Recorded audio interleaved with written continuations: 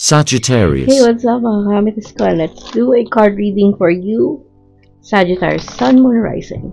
This is for October 2025, but it can resonate with you anytime you talk about it, okay? Take what's going to resonate and leave the rest. Three of Spades. My Sagittarius, please put some limitations and boundaries. Or, pwede nagawa nyo na yan. Pinoprotektahan nyo ang inyong sarili. Kailangan mo talaga nalagyan ng proteksyon ang iyong sarili towards another, between someone else and you or another person. Okay? May harang dahil kailangan mo maging matalino, maging mautak ngayon. Okay? If you are dealing with intelligent people, you have to be very careful kasi baka mali ang pagkakaintindi mo sa kanilang mga ugali. You might notice that they look very vulnerable, naive, or stupid, but they're not. Okay, they're very intelligent. They're wiser than you think. If you want to have a peaceful life, you want to start a new life, okay, and continuously experience the happy moments, the romantic life, or kung hindi man romantic life, yung, safe environment that you have. Take it seriously and take care of it. Be serious about it. Do the right thing. Avoid doing the same pattern that you had before, or else you're going to face problems, serious charges. Okay? You have plans that's very clear. And if you want to have financial stability, it's very, very good, or it's best for you to do the right thing, follow rules, do the legal process. This is your chance to change the story of your life. Okay? And some of you will definitely experience Four of Wands in reverse.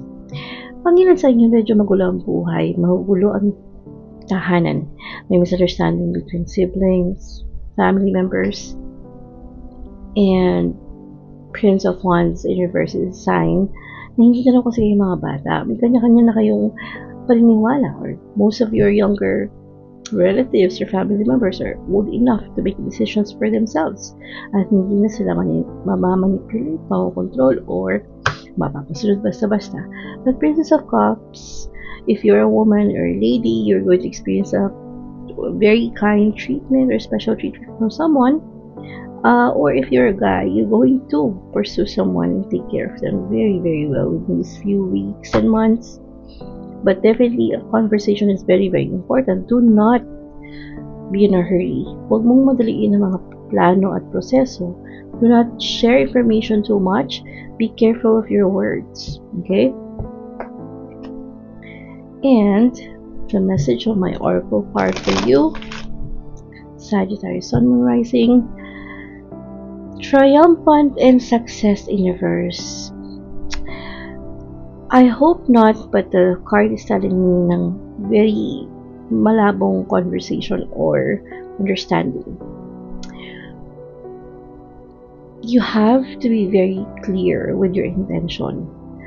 I would highly recommend for you, Sagittarius, to be honest with yourself, honest with everybody. Or else, yung mga nakatago mo sikreto ay marireveal. If you want a peaceful life, a peaceful home, you have to take care of this. Focus on this. Prioritize this more than anything else. Huwag kang mag-attempt or huwag kang patutukso na magtago ng mga sikreto na hindi mo kayang panindigan. Face the consequences and confront it, because your solar plexus will tell you, your intuition will let you know that you are strong enough to face the truth. It might hurt you a while, pero later on, marirealize mong much better yon, and it will give you prosperity. It will start, prosperity begins, it will start a prosperous life for you and your family. So, you will be the winner, showing determination with your sincerity of love or honesty, authenticity, being raw, being clear. Because it can turn out to be a crisis with you and your darling or relatives o karelasyon, at pwede madamay pa ang mga sibling, kamag-anak, or kapatid na tinuturing if this will be because of your toxicity or patterns na mali na paulit-ulit, and you've been there being alone. So stop creating a chaos or problem. Choose the big events na magandang story at history ang mabubuo mo. So good luck.